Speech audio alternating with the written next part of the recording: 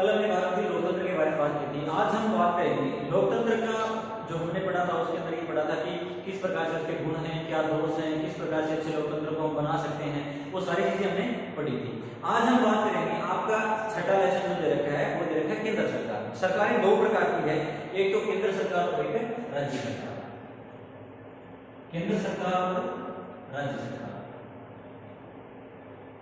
राज्य सरकार, अब देखिए इसके अंदर क्या है। सबसे पहले हम बात किसकी करेंगे, केंद्र सरकार के बारे में बात करेंगे, सेंट्रल गवर्नमेंट की बात करेंगे।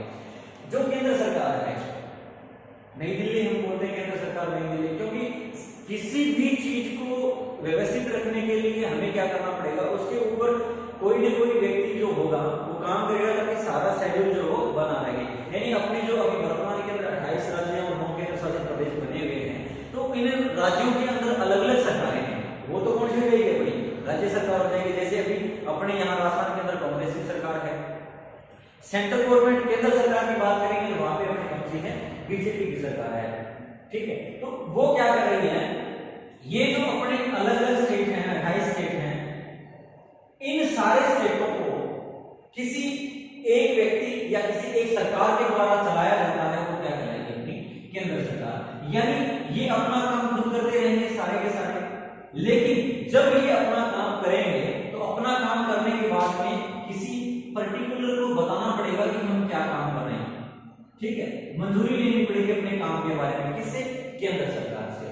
अब क्या करेगी केंद्र सरकार, यहाँ पर क्या करेगी कि जो विधि का है, कानून का काम है, विधि निर्माण का कानून का काम है, न्यायपालिका का काम है, एटसेट्रा जितने भी सारे काम है, वो वहां पर केंद्र सरकार इसको क्या करेगी, वेरीफाई करेगी, अनुमति करेगी कि ठीक है हम ये ऐसा कर सकते हैं। क्योंकि अगर इनके ऊपर नियंत्रण करने वाला कोई नहीं होता तो सारे के सारे अपनी मनमानी करेंगे और ये फिर अपनी क्या बन जाएगी, अलग अलग जो संस्थाएं, अलग अलग जो सरकारें बन जाएगी और सब अपनी अपनी मनमानी करेंगे। तो इस चीज के लिए अपने यहाँ तो केंद्र सरकार और दूसरा क्या है, राज्य सरकार है। पहले ब्रिटिश काल आया था, अंग्रेज आए थे हमारे यहाँ। ठीक है, उन्होंने ये चीजें शुरुआत की थी, रेगुलेटिंग एक्ट वगैरह आया था इसके अंदर, पिट्स एक्ट आया, चार्टर एक्ट आया था, इस प्रकार के कुछ एक्ट आए थे। उसके बाद में अपने यहाँ केंद्र सरकार के बारे में बातचीत की गई थी। तो अब केंद्र सरकार के बारे में बात करेंगे, केंद्र सरकार है क्या। सबसे पहले ये पढ़ना होगा कि सरकार क्या है। जो नाम हमारे पास आ रहा है, बार बार सरकार नाम आ रहा है, सरकार क्या है। ठीक है, इस चीज को समझना जरूरी होगा कि सरकार क्या है, किसे कहते हैं सरकार। इसमें आप बुक्स, मैं फिर कह रहा हूं, आप बुक्स अपनी खोल लीजिए। लेसन नंबर हमारा 6 है, पेज नंबर 79 के ऊपर है, और इसके अंदर दे रखा है, पहले हम पढ़ रहे हैं कि सरकार का अर्थ हो परिभाषा, यानी इसका अर्थ क्या है और इसकी डेफिनेशन क्या है। इसके अंदर देखते हैं कि राज्य एक भावनात्मक अवधारणा है। राज्य एक भावनात्मक अवधारणा है जो एक अमूर्त एवं आदर्श संस्था होती है। यानी जो राज्य है हमारे को एक भावनात्मक है, जो एक अमूर्त और आदर्श होती है, यानी दिखाई नहीं देती है, ऐसी संस्था होती है। इसी मूर्त रूप प्रदान करने वाली संस्था को सरकार कहते हैं। यानी राज्य क्या है, एक भावनात्मक है, अमूर्त और आदर्श संस्था होती है। इस अमूर्त और आदर्श संस्था को मूर्त रूप देने वाली जो संस्था होती है वो हमारी क्या कहलाती है, सरकार कहलाती है। ठीक है, अब इसके अंदर क्या कहता है कि सरकार द्वारा ही राज्य की सामूहिक इच्छा को निर्धारित करना, अभिव्यक्त द्वारा किया जाता है। यानी मैंने यही बताया आपको पहले कि सरकार क्या करेगी, सरकार क्या करेगी, राज्य के जितने भी काम है, अभिव्यक्त है या उसके जो काम वगैरह, वो सारी चीजों को वो बताएगा।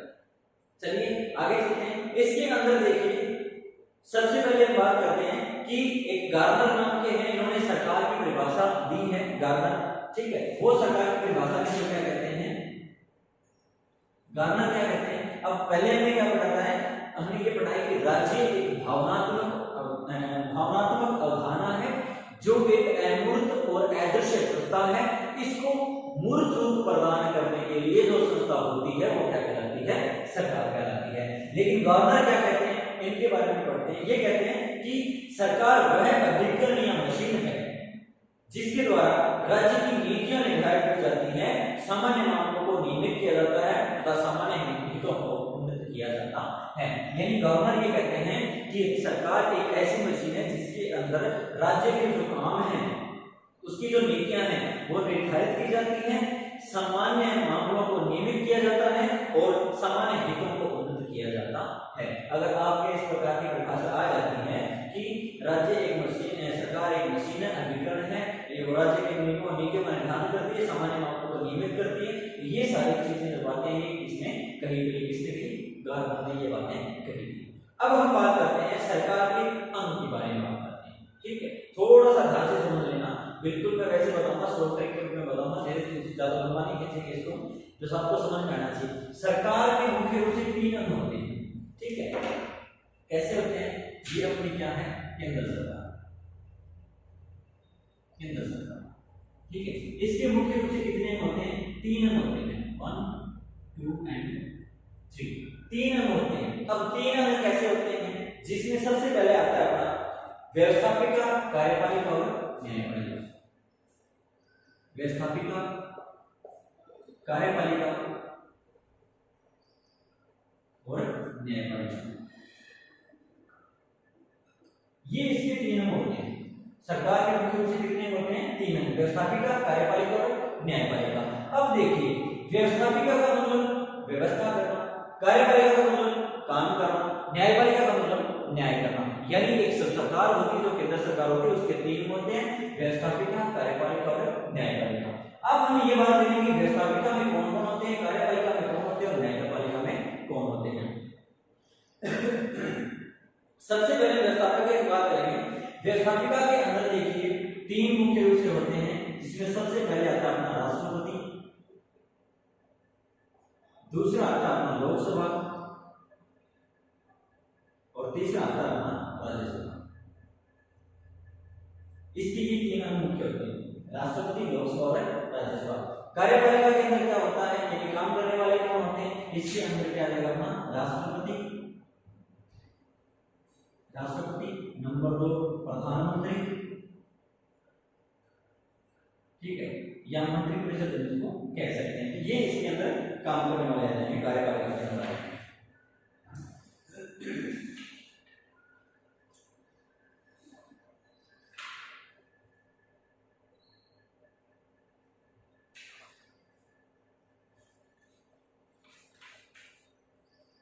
चलिए अब हम बात करते हैं और न्यायपालिका के अंदर जो हमारा क्या होगा, न्यायिक जो सिस्टम है हमारा, जो जुडिशियल कस्टडी है, न्याय वगैरह की चीजें हैं, जैसे सुप्रीम कोर्ट है, उच्च न्यायालय है, अपना हाई कोर्ट है, उच्चतम न्यायालय, ये सारी चीजें इसके अंदर में आ जाएंगी। तो इसके मुख्य रूप से 3 होते हैं, कार्यपालिका, व्यवस्थापिका और न्यायपालिका।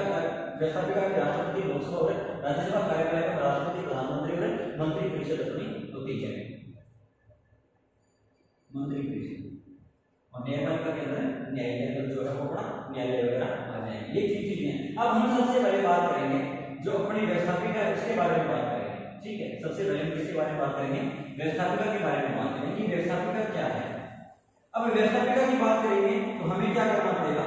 व्यवस्थापिका की बात करेंगे तो व्यवस्थापिका के अंदर सबसे पहले हम बात करते हैं लोकसभा के बारे में, ठीक है। व्यवस्थापिका के 3 अंग हैं, व्यवस्थापिका के 3 अंग हैं, जिसके अंदर सबसे पहले बात करते हैं लोकसभा के बारे में। इसके बारे में बात करेंगे, लोकसभा के बारे में बात करते हैं कि लोकसभा क्या है। अब इसके अंदर देखिए क्या कहते हैं, पहले बात हम व्यवस्थापिका के बारे में कर रहे थे। व्यवस्थापिका चीज क्या है, इसके अंदर देखो ये सरकार के 3 अंग, इसमें व्यवस्थापिका प्रथम माना जाता है। व्यवस्थापिका, कार्यपालिका, न्यायपालिका में व्यवस्थापिका प्रथम अंग माना जाता है। इसके अंदर कहता है कि 2 स्तर के ऊपर इसका गठन होता है, तो संघीय व्यवस्था और दूसरा राज्य व्यवस्था। यानी संघीय व्यवस्था के होगी और राज्य व्यवस्था के अंदर की व्यवस्था में काम करनी पड़ेगी, राज्य के अंदर करनी पड़ेगी। तो 2 प्रकार से होती है, संघीय व्यवस्था और राज्य व्यवस्था के अंदर जो है इसका 2 प्रकार से होते हैं। संघीय व्यवस्था के अंदर जो व्यवस्थापिका है इसको हम क्या कहते हैं? संसद भी कहते हैं। इसका दूसरा नाम हम क्या कह सकते हैं? संसद भी हम कह सकते हैं। फिर इसके अंदर ये कहता है कि संविधान के आर्टिकल 79 अनुच्छेद 79 के अंदर ये कहा गया है कि एक क्या होगी? संसद होगी। एक संविधान के अंदर क्या है कि एक संसद होगी जिसका निर्माण राष्ट्रपति तथा दोनों सदन मिलकर के होगा। राष्ट्रपति तथा दोनों सदन, यानी कि दोनों सदन कौन से होंगे? लोकसभा और राज्यसभा। देखिए एक बार फिर थोड़ा सा ध्यान से, व्यवस्थापिका के अंदर ये कहता है कि व्यवस्थापिका जो है वो इसको संसद भी कहा जाता है। अनुच्छेद 79 के अंदर ये कहा गया है कि एक संसद होगी जिसका निर्माण राष्ट्रपति तथा दोनों सदन मिलकर के करेंगे। फिर इसके बाद में कहता है कि इसको संयुक्त नाम से, यानी जो तीनों नाम है इसके लोकसभा, राज्यसभा और राष्ट्रपति, तीनों नामों को मिलाकर के हम इसको व्यवस्थापिका या संसद भी कह सकते हैं। अब सबसे पहले हम बात करते हैं इसकी लोकसभा की। ठीक है, किसकी बात कर रहे हैं? लोकसभा की, house of the people, English में इसको कहते हैं house of the people, house of the people, ठीक है, इंग्लिश में इसको कहते हैं हाउस ऑफ द पीपल, यानी लोकसभा के बारे में बात करेंगे। अब देखिए जब हम लोकसभा के बारे में बात करेंगे या क्वेश्चन आपके ऐसे आ जाता है कि लोकसभा के गठन के बारे में बताइए, गठन का मतलब होता है कि लोकसभा को बनाएंगे कैसे, ठीक है, लोकसभा के गठन के बारे में हम बात करेंगे तो सबसे पहले हमें क्या करना पड़ेगा, लोकसभा बनाएंगे तो उसके अंदर हमें क्या चाहिए, सदस्य। तो सबसे पहले किसकी बात करेंगे, सदस्य संख्या के बारे में बात करेंगे कि लोकसभा के अंदर कितने सदस्य होने चाहिए, सदस्य कितने होने चाहिए ताकि हम लोकसभा को बना सकें। देखिए इसमें क्या है कि समय समय पर इसमें बदलाव होता रहता है, ठीक है, पहले 500 सदस्य थे इसमें निश्चित की गई थी, लेकिन समय के साथ इसमें परिवर्तन किया गया। 1987 के अंदर निश्चित किया गया कि लोकसभा की अधिकतम सदस्य संख्या कितनी होनी चाहिए, 552 हो सकती है। 1987 के अंदर 1987 के अंदर ये कहा गया कि लोकसभा की अधिकतम सदस्य संख्या कितनी होनी चाहिए, 552 हो सकती है। लोकसभा के अंदर अधिकतम सदस्य संख्या कितनी हो सकती है, 552 हो सकती है। अधिकतम 530 सदस्य राज्यों से निर्वाचित क्षेत्रों से और अधिकतम 20 सदस्य संघीय क्षेत्रों से निर्वाचित किए जा सकेंगे, यानी जिसके 552 बता रहे हैं, 530 सदस्य किसी लिए जाएंगे, संघीय जो राज्य हैं, जो अपने राज्य हैं उनसे लिए जाएंगे, 530 राज्यों से लिए जाएंगे, 20 जो है वो संघीय क्षेत्रों से लिए जाएंगे, ठीक है, और दो जो क्षेत्र बच गए, 2 सदस्य बच गए वो किसके द्वारा आएंगे, राष्ट्रपति के द्वारा लिए जाएंगे, ठीक है, ये चीजें हमें टोटल कितने आएंगे, 530 राज्यों से आएंगे, 20 सदस्य संघीय राज्यों से आएंगे और 2 सदस्य किससे आएंगे, राष्ट्रपति से आएंगे। तो अधिकतम 1987 के अंदर कहा गया कि राज्य लोकसभा के अंदर अधिकतम सदस्यों की संख्या कितनी होनी चाहिए, 552 होनी चाहिए, ठीक है। फिर इसके बाद में हम बात करते हैं इसकी सदस्य संख्या आ गई, कितनी आ गई, 1987 के अनुसार क्या कहा गया है कि अधिकतम सदस्य संख्या कितनी होनी चाहिए, 552 होनी चाहिए। अब इसके बाद में हम बात करते हैं कि 2 सदस्य जो हैं वो कहां से आएंगे, 2 सदस्य कौन निर्वाचित करेगा, राष्ट्रपति करेगा, ठीक है, सॉरी मनोनीत करेगा, राष्ट्रपति करेगा, जिसके अंदर आंग्ल भारतीय समुदाय के जो लोग उसमें शामिल होते हैं। आंग्ल भारतीय इंडियन जो इसके अंदर आंग्ल भारतीय समुदाय है, इसके मतलब ये है कि कुछ ऐसे सदस्य जो बाहर के थे, ठीक है, इंग्लैंड के थे या किसी अन्य स्थान के थे, जो यहाँ आकर के अपना पैतृक जो है वो उनका दूसरा स्थान है और यहाँ भारत के अंदर आकर के वो रहने लगे, निवास करने लगे, तो इस प्रकार के लोगों को इसके अंदर शामिल किया जाता है, तो वो इसके अंदर शामिल किया जाता है। अब हम बात करते हैं निर्वाचन की, ठीक है, इसका सदस्य संख्या हुई, अधिकतम सदस्य संख्या 1987 के अनुसार कितनी होनी चाहिए, 552 होनी चाहिए, जिसके अंदर 530 आएंगे अपने राज्यों से, ठीक है, 20 आएंगे अपने संघीय राज्यों से और 2 सदस्य आएंगे अपने राष्ट्रपति द्वारा मनोनीत होते हैं। इस प्रकार से 552 होंगे। अब इसके बाद में दूसरा इसका क्या करेंगे, हम निर्वाचन करेंगे। निर्वाचन मतलब कि भी किस प्रकार से, अभी जो 552 सदस्य हैं इनको यहाँ निर्वाचित करके लाना पड़ेगा। तो यहाँ पे कहते हैं कि 18 वर्ष की आयु के प्रत्येक जो व्यक्ति हैं, वैसे होता है, ये लोकसभा के सभी निर्वाचित क्षेत्र में एक सदस्य रखे गए हैं, यानी इसके अंदर जो चुनाव पद्धति है उसके माध्यम से इसका निर्वाचन किया जाता है। अब बात करते हैं सदस्यों की योग्यता, 3 नंबर सदस्यों की योग्यता, यानी जो सदस्य लोकसभा के अंदर आना चाहता है, ठीक है, आप लोकसभा के अंदर आना चाहते हैं या कोई सदस्य लोकसभा के अंदर जाना चाहता है तो उसकी योग्यता क्या होनी चाहिए। योग्यता के अंदर क्या है, पहला कि वो भारतीय नागरिक हो, उसकी आयु कितने वर्ष से अधिक हो, 25 वर्ष से अधिक हो, ये ध्यान रखना है, 25 वर्ष से इसकी आयु अधिक हो, बैंकरप्ट ना हो, ठीक है, दिवालिया घोषित ना हुआ हो, पागल ना हो, ठीक है, इस प्रकार की कंडीशन उसके लिए लागू होती है। फिर हम बात करते हैं इसके कार्यकाल की, लोकसभा के कार्यकाल। लोकसभा को हम निम्न सदन भी कह सकते हैं, ठीक है, क्यों कह सकते हैं, क्योंकि इसको भंग किया जा सकता है, इसलिए इसको निम्न सदन भी हम कह सकते हैं। तो इसका कार्यकाल की हम बात करेंगे, कार्यकाल जो है इसका कितने वर्ष का होता है, 5 वर्ष का इसका कार्यकाल होता है। लोकसभा का कार्यकाल कितने वर्ष का होता है, 5 वर्ष का इसका कार्यकाल होता है। फिर इसके बाद में आता है अधिवेशन, इसका अधिवेशन हम लोग बुला सकते हैं, अधिवेशन के बारे में बात करेंगे, ठीक है। ये चीजें ऐसी है, देखिए ये वहां काम आएगी आपको कि अगर क्वेश्चन आता है कि लोकसभा का गठन किस प्रकार से किया जाता है संसदीय, तो इसमें ये प्रक्रिया हमें करनी पड़ेगी। पहला सदस्य संख्या, इसमें अधिकतम सदस्य संख्या पहले 550 होती थी, 500 होती थी, लेकिन 1987 के अंदर एक आ गया कि अधिकतम कितनी होनी चाहिए, 552 होनी चाहिए। इस प्रकार से वर्णन आपको वहां करना पड़ेगा निर्वाचन की प्रक्रिया के द्वारा जो है यहाँ पर इनका निर्वाचन किया जाता है। सदस्यों की योग्यता 25 से अधिक हो, भारतीय नागरिक हो, पागल ना हो, दिवालिया घोषित न किया हुआ हो, किसी भी लाभप्रद कार्य नहीं कर रहा हो। कार्यकाल जो है उसका कितना वर्ष होता है? 5 वर्ष का कार्यकाल इसका होता है। लेकिन इसके अंदर ये कहते हैं कि इसको हम भंग कर सकते हैं। अब तक 9 बार इसको भंग कर दिया जा चुका है, यानी कार्यकाल कितने साल का है? 5 साल का। इसको भंग कर सकते हैं, 9 बार जो है वो इसको भंग किया जा चुका है। फिर इसके बाद में बात करते हैं इसके अधिवेशन की, कि लोकसभा और राज्यसभा के अधिवेशन राष्ट्रपति के द्वारा ही बुलाए और स्थगित किए जाते हैं। यानी अधिवेशन किसके द्वारा बुलाए जाते हैं? राष्ट्रपति के द्वारा।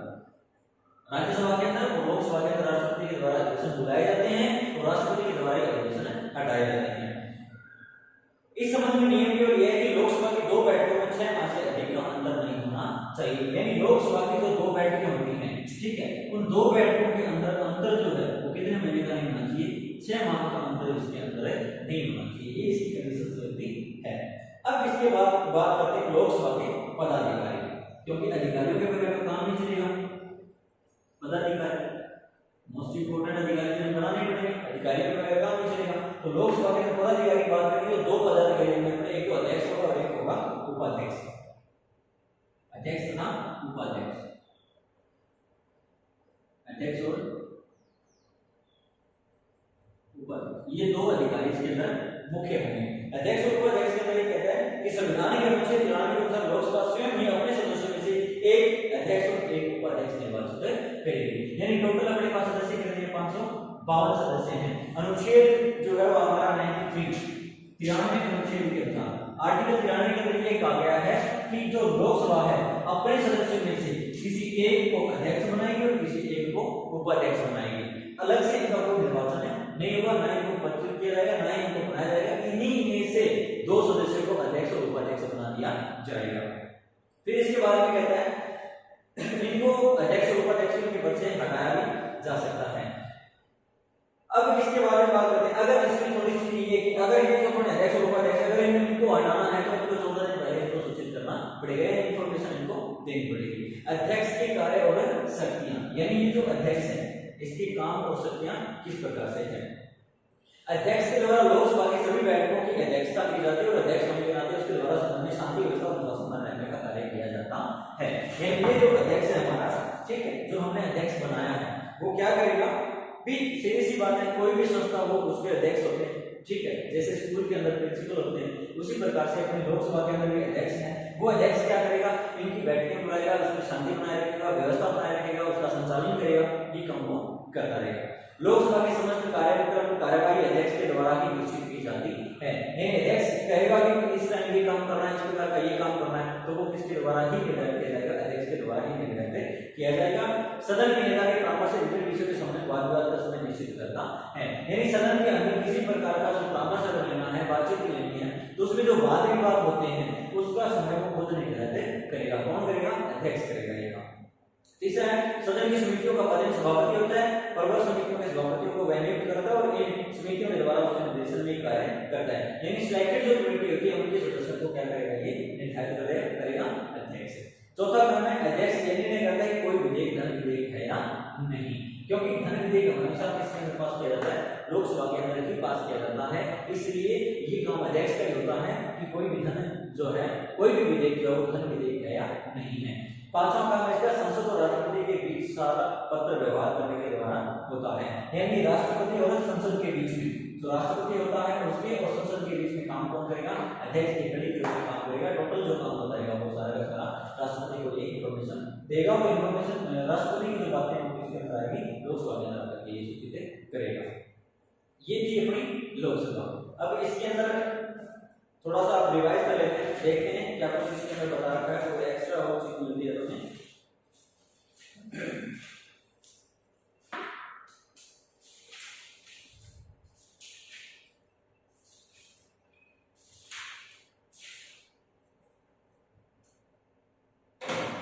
ठीक है, ये चीजें आ गई। अब देखिए थोड़ा सा एक बार लोकसभा के बारे में बता देता हूँ। इसको हाउस ऑफ द पीपल कहते हैं। इसके अंदर इसका गठन करेंगे तो सबसे पहले सदस्यों की संख्या आएगी। टोटल 1987 के अनुसार 552 सदस्य होने चाहिए। 530 सदस्य हमारे राज्य से आएंगे, 20 सदस्य हमारे जो है वो संघीय क्षेत्रों से आएंगे और 2 सदस्य किसके द्वारा आएंगे, राष्ट्रपति के द्वारा आएंगे। फिर इसके बाद में आता है इसके लिए योग्यताएं आएंगी। योग्यताएं आएंगी, योग्यता के अनुसार भारत नागरिक को 25 वर्ष से अधिक आयु हो, दिवालिया ना हो, पागल ना हो, लाभ का काम ना करा हो। फिर इसके बाद में इसका निर्वाचन पद्धति के द्वारा इसके अंदर सदस्यों का निर्वाचन किया जाता है।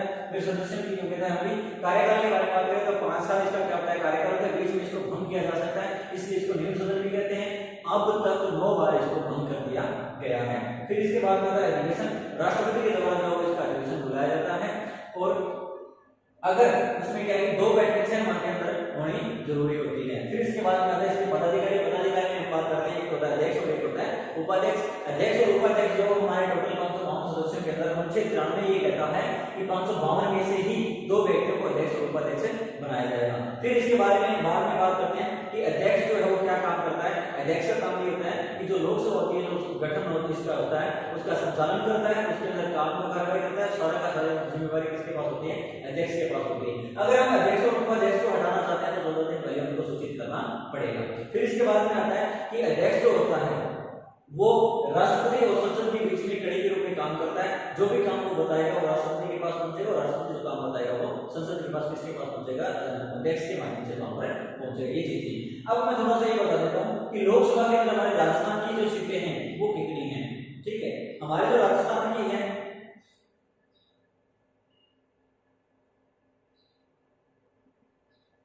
25 सीटें टोटल हमारे राजस्थान के अंदर। ठीक है, राजस्थान की टोटल कितनी सीटें हैं, 25 सीटें हैं हमारे राजस्थान से।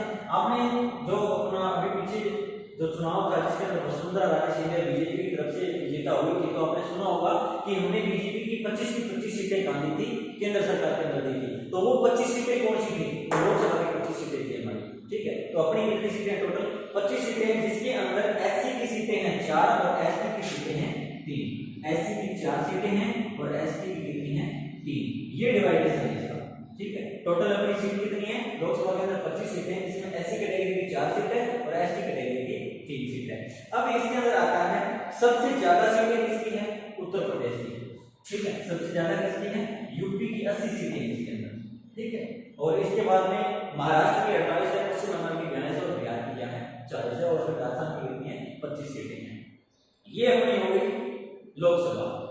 ठीक है, तो लोकसभा का गठन हो गया, एक सदस्य संख्या हो गई, राजस्थान की सीटें होगी, एससी के अंदर 4 एसटी के अंदर 3 है। अब हम बात करेंगे राज्यसभा का गठन करेंगे। इसमें इतना ही है, ज्यादा खास नहीं है, बस थोड़ा सा इसको रिवाइज कर